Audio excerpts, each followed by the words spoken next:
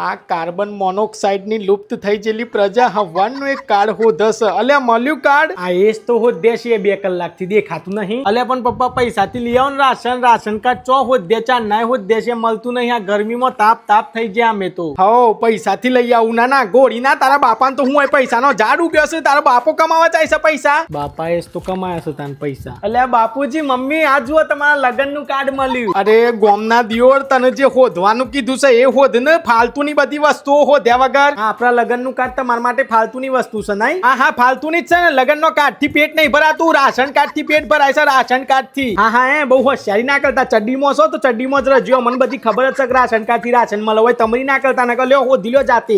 પછી હવાનો મગજનો તવો થઈ ગયો છે ને મારી હાહુ બનવાની કોશિશ ના કરતા કહી દઉં. ના એટલે મી 2 શબ્દો બોલાઈ મમ્મુ તારી હાહુ બની ગયો બરાબર ને. તું 24 કલાક મારું મોથું કઈને મારી માં બનીને બેઠી છી નું હું. હા તો માં બનીને બેઠી છું. તું માં આગળ બહુ જીબ્રો ના ચલાવતા તમારો નકર માનું મગજ જહે ને તું તાવે તો બહેરામ ફરીવાર હા કહી દઉં.